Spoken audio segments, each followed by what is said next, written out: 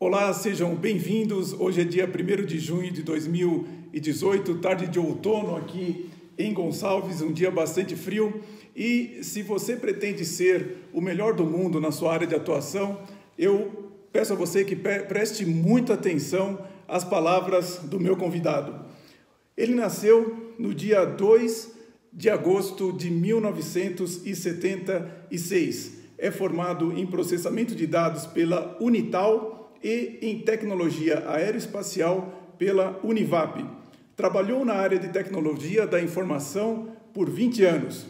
Iniciou sua carreira como empreendedor aos 19 anos, desenvolvendo soluções para TI, para pequenas e médias empresas do Vale do Paraíba. Passou pelo Instituto Nacional de Pesquisas Espaciais, o INPE, depois pela Embraer e finalmente pela Mars Brasil.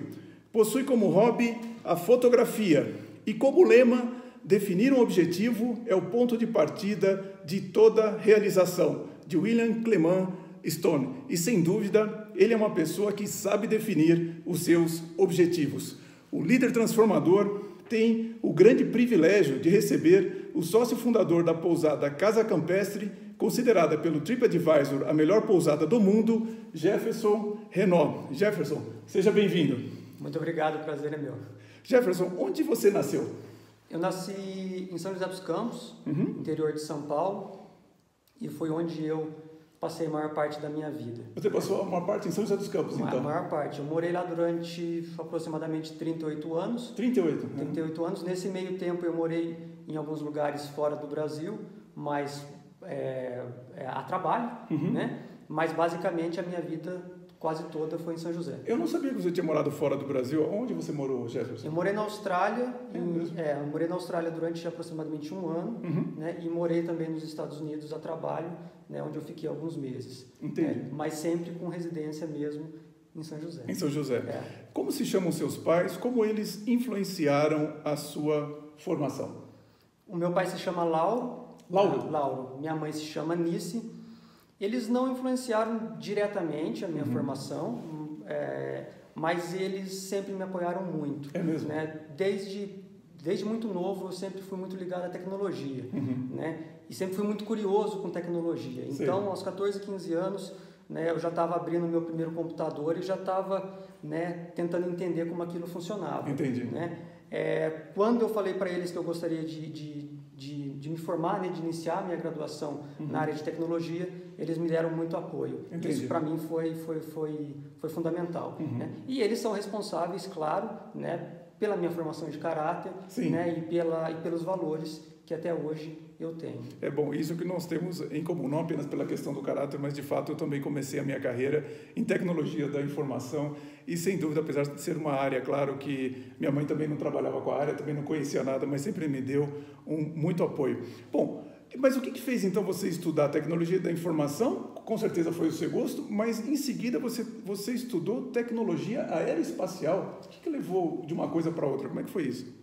A primeira situação foi a oportunidade mesmo. Né? Oportunidade. No início da década de 90 houve aquele boom da tecnologia do país. Né? Sim. A informática ela se popularizou muito. É verdade. Né? As pessoas que não tinham acesso, né, a computadores pessoais, aos PCs, começaram a ter. Né? Nessa época eu tinha por volta de 18, 19 anos. Entendi. E foi antes mesmo de começar as grandes corporações a vender os computadores ainda no Brasil, eles já vendiam muito no exterior, né? Compaq, IBM. Sim, sem dúvida. Né? Antes mesmo da Itautec começar a comercializar, né? Começava-se a ter um mercado do que a gente chamava Frankenstein, sim, né? claro. Que eram os computadores. Você montava esse computador? Foi como eu comecei a minha carreira, exatamente. Você concorreu comigo, eu era da Microtech. Microtech, já ouvi falar. Sem dúvida. E foi quando, na verdade, eu comecei, né, antes mesmo de iniciar os meus estudos na área de tecnologia, né, eu já fiz alguns cursos na área de manutenção de computadores, que na época era o que dava muito dinheiro na época. Sim, sem dúvida.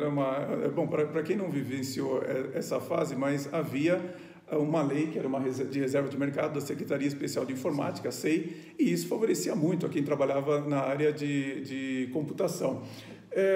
E isso foi o que levou você a estudar também a tecnologia aeroespacial? Isso foi uma curiosidade? Como que as duas coisas se encaixam? Então, na verdade, no início de carreira, né, eu tinha todo um planejamento, né? Só que a tecnologia ela foi saturando, né? Tá. Na verdade esse mercado ele foi saturando, né? E eu passei por volta de 10 a 12 anos, né? Com atividades tanto com empresa, né? Eu tinha uma empresa particular e eu trabalhava num instituto e eu mesclava as duas atividades, mas o negócio ele foi saturando, né? Eu tinha objetivos a longo prazo, né? E eu via que se eu mantivesse nesse rumo, eu não conseguiria alcançar financeiramente falando. Entendi. Né? Financeiramente. Exatamente. São José dos Campos hoje é um polo aeroespacial. Sim, né? Existem muitas opções no mercado, muitas oportunidades no mercado. Né? Foi aí então que abriu-se um curso de tecnologia aeroespacial na Universidade do Vale do Paraíba. Era uma época que a minha carreira ela estava estagnada, foi aonde eu pensei, é uma oportunidade fazer o curso, né, e tentar entrar numa empresa, né, da área aeroespacial, que foi o que aconteceu, que foi a Embraer. Uma excelente empresa. Eu ia perguntar exatamente sobre isso.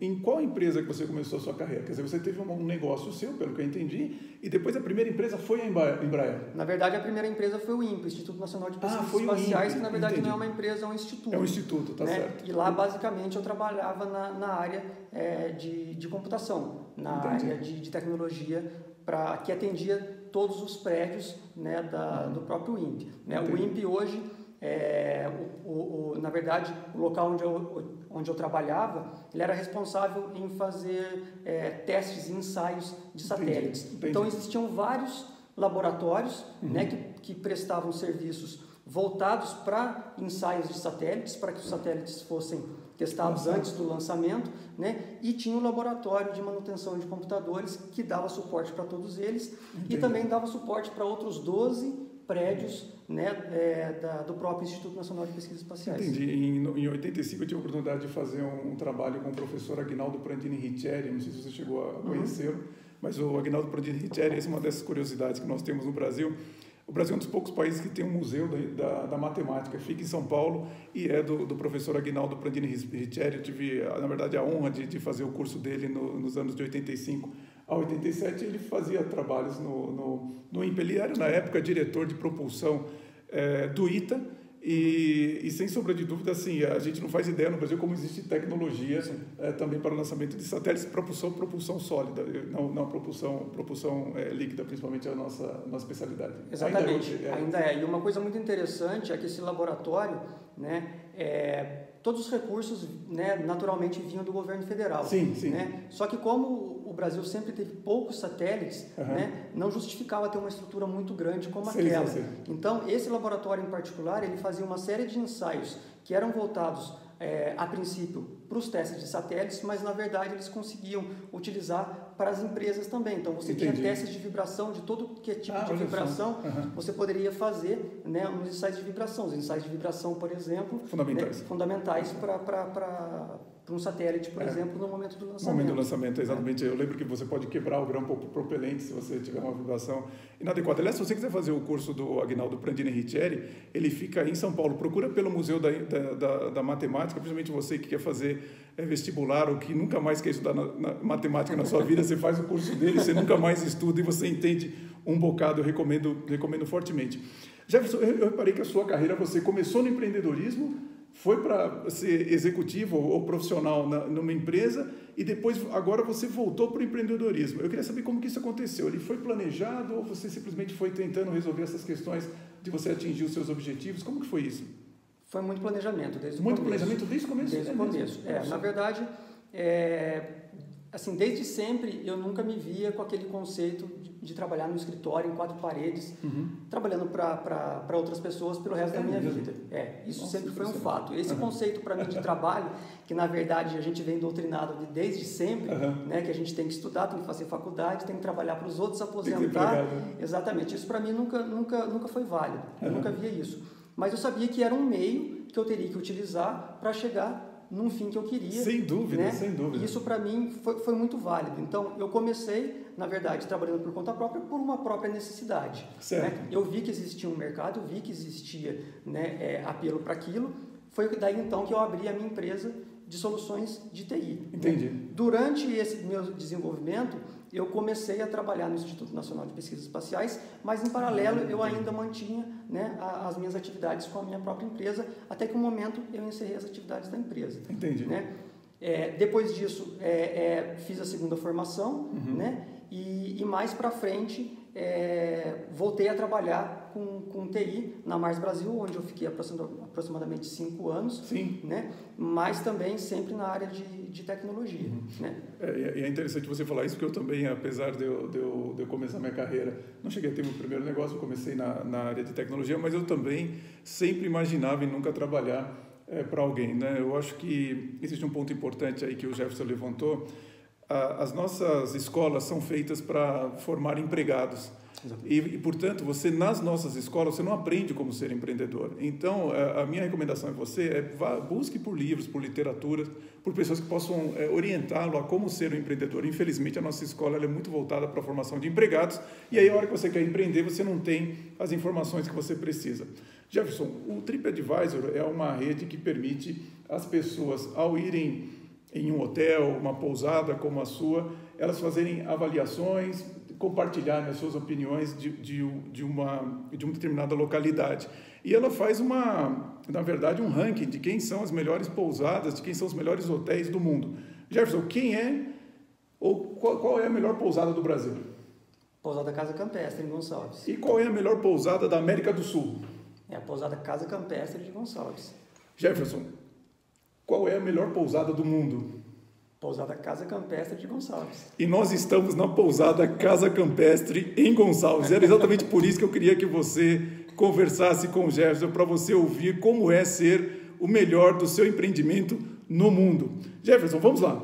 Primeiro eu queria saber o seguinte, me conta, como que é a Casa Campestre, como que surgiu essa ideia de empreender em uma pousada, você que era da área de TI, como que foi isso? Pois é, a Pousada Casa Campestre, eu poderia resumir num projeto de vida.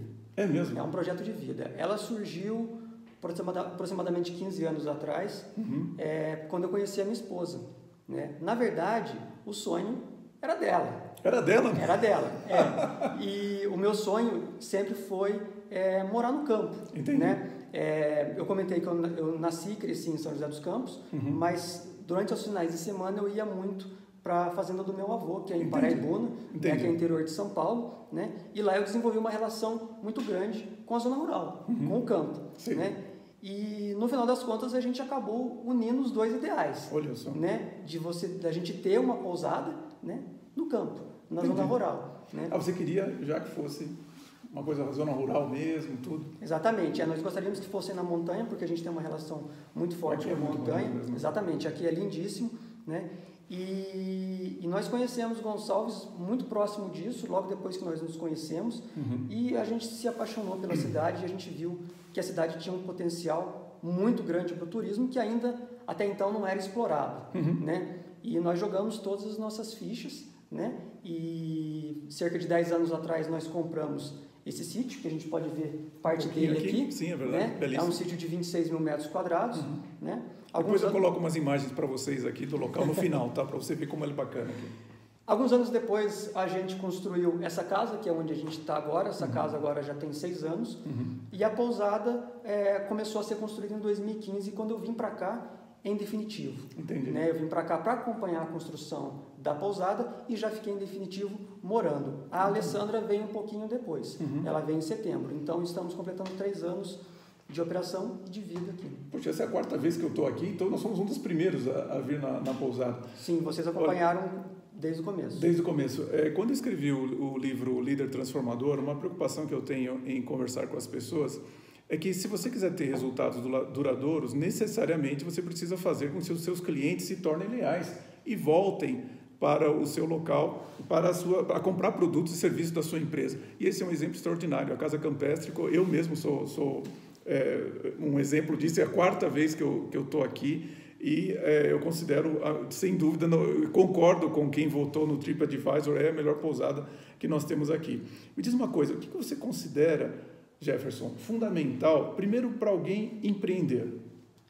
No Brasil tem que ter muita coragem. Coragem. Antes de tudo. Né? Porque, como você mesmo falou, né? A gente é doutrinado desde sempre a ser empregado. É verdade. A não ser empreendedor. hoje nós temos algumas ferramentas, né, que nos ajudam a empreender, né? Mas infelizmente a gente é parte, né, o Brasil tem uma taxa, né, de fechamento de empresas gigante, que é altíssimo, muito alto, né? E isso vai muito por conta da nossa própria educação, né, que não, né, ensina você realmente a empreender, né? Uma outra coisa que eu acho muito importante é você ser resiliente, né? Para muito, né? Para muitos e para poucos, né? Porque o mercado oscila muito, você tem que ser resiliente com o que está acontecendo, né, à sua volta, resiliente mesmo, né, com as pessoas com quem você lida. Você tem que ter muita competência interpessoal para você poder lidar com pessoas. Então, essas são algumas coisas que realmente são importantes. E a outra, persistência, né? Persistência, porque é muito difícil empreender no Brasil, né? Existe uma série de fatores que desmotivam, né, o brasileiro a continuar vivo no seu negócio, e a persistência ela tem que existir. Mas para que você tenha persistência, você tem que ter planejamento. Exato. Você tem que ter um fluxo de caixa, por exemplo, para você poder, né, permanecer vivo nas vacas magras. Né? E é interessante, né? Bom, sem dúvida, eu também concordo com o Jefferson. Acho que a primeira competência que você precisa para se desenvolver como empreendedor no Brasil, aliás, como líder, né? Você precisa ter coragem, essa é a primeira coisa. Segundo, você tem que ter um plano. E aí que entra realmente a questão de que nós somos muito ruins, muito mal preparados para nos planejarmos, não apenas para ter um negócio, mas o brasileiro precisa aprender a se planejar para a sua vida como um todo. Porque, como vocês já perceberam, esse não foi um projeto de um empreendimento, é um projeto que envolve a família dele e que envolve os desejos de todas as pessoas que estão envolvidos com ele. E é claro, né, você falou um ponto fundamental, quer dizer, você ter resiliência, porque você está no Brasil, toda essa confusão, nós estamos fazendo essa entrevista aqui em meio à greve dos caminhoneiros. Hoje o Pedro Parente pediu demissão da presidência da Petrobras, e isso é o Brasil acontecendo em tempo real. Se você não for capaz de ter resiliência e persistência, você nunca vai conseguir empreender. E eu digo mais, não é apenas no Brasil, em qualquer lugar do mundo, se você não tiver essas duas características, primeiro, coragem, planejamento, depois resiliência e persistência, você não vai conseguir ser bem sucedido. Como que é a pousada? Eu queria saber o seguinte, quais foram os principais desafios para você construir uma pousada aqui em Gonçalves? Como que foi isso? Bom, a construção propriamente dita, né, ela teve muitos desafios. Né? O primeiro deles foi realmente financeiro. Né? Como a gente falou, né? Não se trata de um negócio, se trata de um planejamento, né? De um projeto de vida. Né? E para que isso pudesse se materializar, nós tivemos que vender tudo que nós tínhamos. É mesmo? Esse foi o primeiro ponto. Né? Nós vendemos tudo que nós tínhamos, nós abrimos mão de ótimos salários que nós tínhamos, né? Para poder realmente construir. Né? Fizemos empréstimos. É mesmo? Você fez empréstimos? Fazer empréstimos para conseguir finalizar a obra. Né? O meu cálculo ele errou por 5%. Né? Para mais ou para menos? Exato. Né? Então não foi um erro tão grande como a maioria fala, que é de 20%, de 30%, 40%. Puxa, você planejou bem então. Exato. Mas mesmo assim faltou e nós precisamos fazer empréstimo. Por outro lado, o negócio ele já girou de uma forma muito rápida e com 6 meses de operação nós conseguimos quitar todas as nossas dívidas, todos os nossos empréstimos. Mas Jefferson, agora eu estou mais impressionado ainda, porque você disse que você começou então em 2015, é isso? 2015. Em 2015 teve todos esses desafios, então é a grande pergunta, né? Como é que você conquistou o título de melhor pousada do mundo e quais são as consequências disso para o seu negócio? Quer dizer, em 3 anos você conquistou o título de melhor pousada do mundo. Pois o fato é que foi uma grande surpresa para a gente. Nós tínhamos recebido o prêmio de melhor pousada do Brasil em 2017, a melhor pousada da América do Sul em 2017, e nós acompanhamos muito o nosso desempenho no TripAdvisor. O TripAdvisor ele é baseado nas avaliações, como você disse, dos próprios viajantes, de quem se hospeda com a gente, e o nosso desempenho estava muito próximo do ano anterior. Certo. Então nós tínhamos expectativa de que nós receberíamos o prêmio de melhor pousada do Brasil. Entendi. Né? Sim, nós recebemos em 2018, mas nós recebemos também o de melhor pousada do mundo, que foi realmente muito chocante para a gente do lado bom. Maravilhoso, né? Os benefícios disso, né? Não só para a gente, claro, isso é muito óbvio, né? Mas os benefícios disso também, eles foram para a cidade. Né? Gonçalves ainda é uma cidade muito desconhecida da maioria do público. Certo. Né? É uma cidade que está a 200 quilômetros de São Paulo, é muito próxima de São Paulo. Muito próxima mesmo, uma né? delícia a viagem até aqui, viu? Exato. E menos de 100 quilômetros do Vale do Paraíba. Nós temos São José dos Campos, Taubaté, Caçapava, Jacareí, cidades, né, que mal conhecem Gonçalves. Então, o prêmio foi muito importante para colocar a cidade no mapa, né? A Pousada Casa Campestre, ela tem uma proposta de exclusividade, nós temos apenas 3 chalés, a gente jamais conseguiria absorver, né, todas as pessoas que gostariam de vir para cá. 3 chalés. Apenas 3 chalés. Isso foi muito bom, porque nós temos uma proposta exclusiva que nós também não conseguimos atrair o grande público. Isso foi muito bom também para a cidade, porque todos os outros pousadeiros também puderam absorver. Entendi. Porque a cidade ficou conhecida por conta desse prêmio. Então, pousadas, restaurantes, os próprios ateliês, né? Isso foi muito importante para o desenvolvimento da cidade. Do turismo da cidade. Exatamente. É exatamente por isso que eu queria entrevistar o Jefferson, né? Porque, em geral, nós damos uma atenção exagerada, com méritos, tá? Assim, com pessoas como Abílio Diniz, com Jorge Paulo Lema e tudo mais. Mas eu acho que o brasileiro ele precisa conhecer os brasileiros que já são o número 1 do mundo e que você pode imitar, você pode conhecer. Qual não foi a minha grande surpresa quando eu perguntei para o Jefferson se muitos outros donos de pousada vinham aqui, vinham conhecer e tal. Jefferson, as pessoas vêm conhecer aqui os outros donos de pousada? Não, infelizmente não. Olha, pessoal, é assim. Outro dia o Abílio Diniz ele deu uma entrevista onde ele dizia que ele imitava o Carrefour, quando ele estava na gestão do Pão de Açúcar. Para que você seja bem-sucedido no seu ramo de atuação, você tem que imitar as pessoas que são bem-sucedidas. Eu lembro muito, eu sempre gostei muito de Fórmula 1, e eu lembro de uma entrevista do Nelson Piquet, que ele dizia o quanto que eles escondiam os segredos, né, na época que ele estava, se não me engano, na Williams, e quanto que eles escondiam os segredos para que o carro fosse o mais rápido de todos, porque todo mundo ficava um olhando o outro para copiar, para ver aquilo que era o melhor. Então eu faço um convite a você, se você quer ser o melhor do mundo em alguma coisa, copie aqueles que são os melhores. E no Brasil eu conheço um monte de empreendedores, um monte de pessoas, melhor dizendo, que gostariam de fazer o que você fez, sair da carreira executiva e vir para a carreira de empreendedor tendo uma pousada. Converse com o Jefferson, ele é o cara que você tem que copiar. Jefferson, exatamente, desculpe te interromper, claro. Exatamente, uma coisa que nós fizemos nesses 15 anos, né, antes de nós realmente, 13 anos antes da gente inaugurar a pousada, a gente fez estudo de caso. Sim, claro, né? Era isso que eu ia perguntar para você, você né? sabe como são os melhores.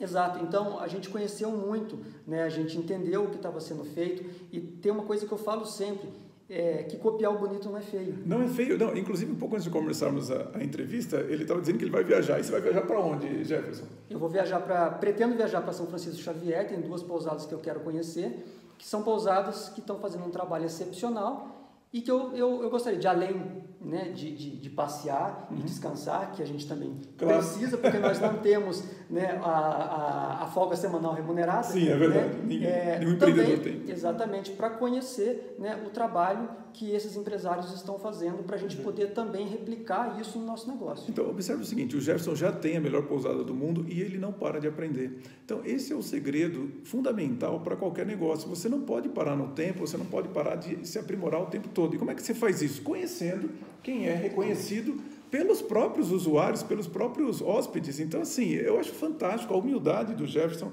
de realmente continuar aquilo que fez com que ele fosse extraordinariamente bem-sucedido, e é um exemplo para você. Se você quiser ser bem-sucedido, você tem que copiar aqueles que são os melhores. Então, eu não posso deixar de felicitá-lo pela sua humildade, pelo seu comportamento.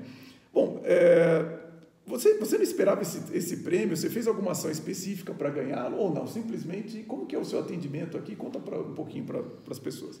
Como eu disse, a gente realmente não esperava ganhá-lo, né? Mas a gente acredita que muita gente, na verdade, pergunta para a gente qual que é o segredo. Por que a pousada ganhou o prêmio? E eu resumo sempre numa palavra: atendimento. Atendimento é fundamental. Atendimento, né?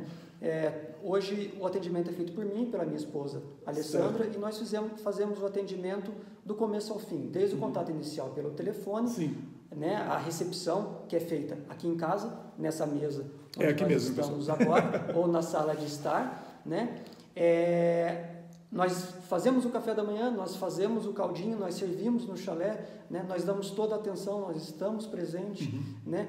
E na hora de ir embora, nós estamos aqui para ouvir se tudo correu como deveria. É exatamente assim. Normalmente, quando as pessoas acham que você está falando do melhor do mundo, então tem um luxo, uma sofisticação e tudo mais. Apesar de agora os lençóis serem Trousseau, aliás, de uma enorme gentileza, ele deixou para mim e para minha esposa as almofadas com as iniciais minha e da Ana, minha esposa. Então, agradeço aqui na presença de todos.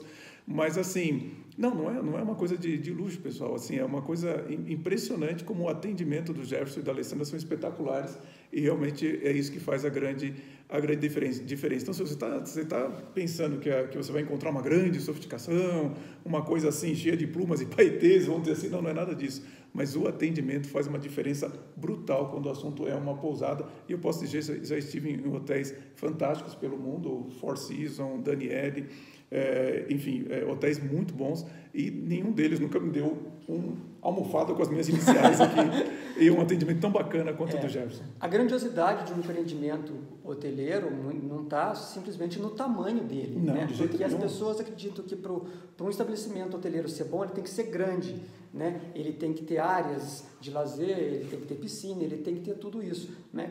A gente não pensa dessa forma, a gente pensa que a grandiosidade do nosso empreendimento está justamente na atenção que nós damos, né? E principalmente em fazer aquilo que nós gostamos, né? Isso faz bem para a gente e a gente só devolve, muito, a gente né, gosta Jefferson? muito do que a gente faz. Eu já percebi isso. E muita coisa, você é um empreendedor que ainda tem muitos anos pela frente, né? Como que você pretende se manter empreendendo? Você pensa nisso? Você já pode se aposentar, Jefferson? De forma nenhuma. De forma nenhuma. A aposentadoria para mim é uma coisa que nunca passou pela cabeça. Da mesma forma que eu pensava que passar a maior parte da minha vida dentro de escritório não era vida, aposentar também para mim nunca foi um plano, né? Eu vou continuar trabalhando enquanto eu tiver saúde, porque, como eu falei, o nosso negócio é a nossa vida, né? Isso faz muito bem para a gente. Claro, com né? certeza. Isso faz muito bem para a gente. Então, enquanto eu tiver saúde, realmente eu vou continuar trabalhando. E como que a gente vai conseguir fazer isso? Mantendo-se pequeno. Entendi. Né? A gente não, se eu expandir, é uma pergunta que eu recebo quase todos os dias, né? Quando a gente vai expandir, não se a gente vai expandir, né? E a resposta que eu dou é sempre a mesma. Não, a gente não vai expandir, a gente quer continuar com os 3 chalés. Entendi. E a gente quer continuar oferecendo o mesmo serviço que a gente oferece, né? Para que isso dê certo a longo prazo, tem que ser prazeroso. Claro. Tem que ser bom. Né? Tem que fazer bem para mim, porque é uma troca de energias muito grande, né? A gente recebe as pessoas dentro da nossa casa, né? Então a gente precisa que essa troca de energia ela seja benéfica, mas isso tem que partir de mim. Se eu atender mal, eu vou receber uma pessoa mal-humorada, isso vai me fazer mal e eu vou fazer mal para ele. Eu acho que o segredo, né, da longevidade do negócio, pelo menos para a gente, é isso. E me diz uma coisa, você faz reservas, você fala assim, não vai se aposentar? Curiosamente, eu também não tenho essa intenção de me aposentar. Minha maior preocupação apenas é ter os investimentos necessários para eu não depender dos processos de coaching, dos workshops e tudo mais. Mas, assim, eu gosto muito do meu trabalho, eu pretendo ser coach até o fim da minha vida. Você também faz investimentos, você faz um planejamento para ter essa sustentação no longo prazo ou ainda não Sim. Você faz isso? Sim, na verdade nós sempre fizemos, né? Nós sempre tivemos reservas, né? Muito bom. Uma coisa que eu não comentei é que a minha mãe ela é economista, a vida inteira ela trabalhou em bancos, né? E uma coisa que ela falou para mim, eu era muito jovem, eu estava começando ainda a ter o meu dinheiro, e ela sempre falou uma coisa para mim que é muito básica, né? Mas que ninguém faz, nenhum brasileiro faz. Se você tem dinheiro, você compra. Se você não tem dinheiro, você junta, depois você compra. Não crie dívida sem saber se você vai pagar, né? Então, desde o começo, nós sempre tivemos reserva, né? A Alessandra, a minha esposa, o pai dela trabalhou 46 anos na mesma empresa. Mesmo? Na Johnson. Então, ele sempre teve, né, aquela visão que a grande maioria dos brasileiros tem hoje, né? Que você vai estudar, vai entrar numa empresa e muitas vezes vai ficar o resto da sua vida. As gerações agora estão mudando, né? Felizmente, as pessoas não conseguem ficar tanto tempo como eu fiquei 9 anos no mesmo lugar, né? Como o meu sogro ficou 46 anos e meu pai há 20 anos, né? Mas sempre nós tivemos reserva. E durante mesmo os investimentos que nós fizemos na pousada, essa reserva foi permaneceu segura. Nós Entendi. não mexemos Não nela. mexemos. Não mexemos Nossa, que nela. maravilha. E nós temos uma filosofia de trabalho que X% vai para essa reserva, Entendi. porque a gente não sabe o dia de amanhã. Como a gente falou, empreender no Brasil hoje, né, não é fácil. Não é fácil. Bom, eu não sei se em algum momento foi, mas realmente vivemos talvez um dos piores anos da história brasileira para quem deseja empreender. E sem dúvida essa recomendação. Quer falar alguma coisa, Jefferson? Exatamente. A gente está vivendo uma fase ruim, mas quando nós inauguramos, nós estávamos no auge da crise. Da crise, mas pior ainda. Exatamente. Tinha acabado de sair. Tudo, né? E foi muito interessante porque nós decidimos, né, largar os empregos que nós tínhamos e vender o apartamento que nós morávamos, né, para construir a pousada no meio da crise. Então, naturalmente, os amigos ficaram chocados e os pais mais ainda, com os olhos arregalados desse tamanho, o que eles vão fazer, né? Mas eu sempre digo o seguinte, é no momento da crise que os grandes empreendedores eles se destacam. Sem dúvida, sem dúvida. Você não pode simplesmente fazer o que todo mundo está fazendo. Você tem que inovar sempre, você tem que entender o que a pessoa está fazendo de bom, trazer para a sua realidade e melhorar aquilo. Sempre tem oportunidade. Né? E é nesse momento que você se destaca. Não tenha dúvida que o melhor momento que você tem para empreender, embora seja estranho isso que eu vou falar, é no momento da crise. Por quê?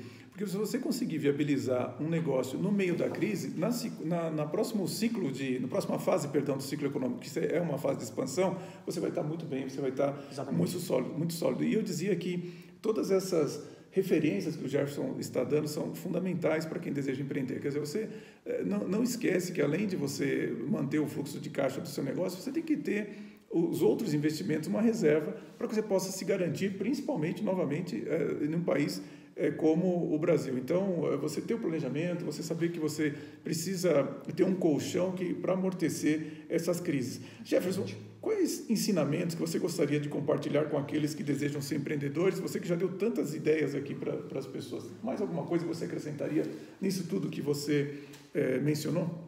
Olha, talvez a gente fique até um pouco repetitivo nisso, mas para mim é planejamento sempre. Planejamento. Não tem como você fazer nada sem planejamento. E a maioria dos empreendimentos que eu vejo muito próximos de mim, né, são investimentos que são feitos sem estudo nenhum. Sem estudo nenhum. As pessoas não avaliam seus concorrentes, não avaliam o negócio, não avaliam o seu público. Né? Eu sempre brinco que o brasileiro, se ele vê 9 banquinhas de queijo, vendendo queijo, e ele resolve abrir algum negócio, ele vai abrir a 10ª banquinha. A 10ª banquinha de queijo, é verdade, tem razão.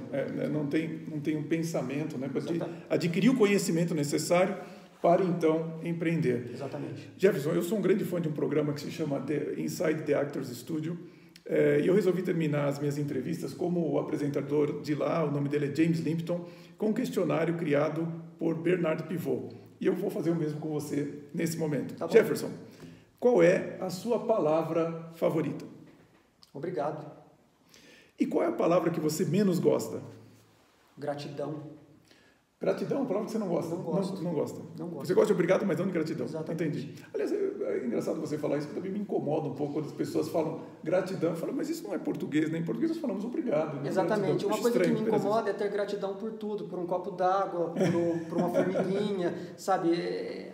Existem as gratidões que são realmente justificáveis. Claro. Você tem uma gratidão porque, eu não sei, meu cabelo... É verdade. Eu entendo o que você quer dizer. Eu sou católico, tudo, então eu dou graças por muitas coisas, mas de fato eu acho que as pessoas às vezes... Foi banalizado, na verdade. Eu entendo.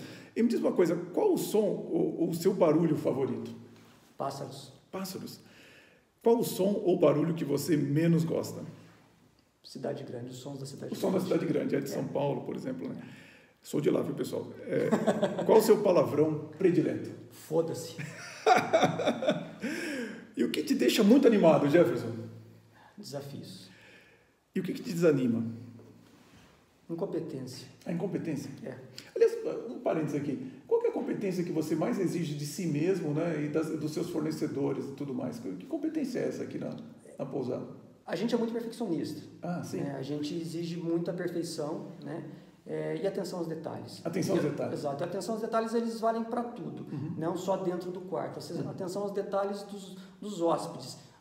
A sensibilidade de enxergar, né, em poucas palavras, que o hóspede está querendo, que ele está precisando, né? E a perfeição em tudo. A gente jamais vai alcançar a perfeição completa. Mas uma síntese, né? Exatamente. Sem dúvida. E qual profissão você exerceria se não fosse a sua? Paisagismo. Paisagismo? É. E qual profissão você jamais exerceria? Medicina. Medicina. Entendi. Se o céu existe, o que você gostaria que Deus lhe dissesse ao recebê-lo no portão principal do paraíso? Você é o cara. Olha, eu tenho certeza que tem grande chance de Deus falar exatamente isso do Jefferson. Eu costumo terminar as minhas entrevistas dizendo que o coach está para o seu cliente como o andaime está para a sua obra, né? E ninguém constrói um edifício ou vê um edifício, por mais bem estruturado que esteja, por mais belo que seja, e elogia o seu andaime. Eu não sou coach do Jefferson, mas eu posso dizer a vocês o seguinte: o verdadeiro andaime de qualquer obra é o conhecimento. E o Jefferson, por sua visão, por sua coragem, por enorme capacidade de estudar e de implementar os seus negócios, eu gostaria de felicitá-lo, porque são competências admiráveis. Eu acho que o brasileiro, em geral, deve adquirir um enorme amor pelo conhecimento. E eu vejo o quanto que o Jefferson aprecia o conhecimento, e eu quero agradecer muito por você ter dado essa oportunidade de eu entrevistá-lo. Muito obrigado. Eu que agradeço, o prazer foi meu. E agradeço a você também por ter assistido. Nas próximas semanas eu trarei outros entrevistados para o programa O Líder Transformador. Muito obrigado e vamos em frente. Se você viu algo de interessante nessa entrevista, por favor, deixe um comentário, curta e compartilhe. Obrigado.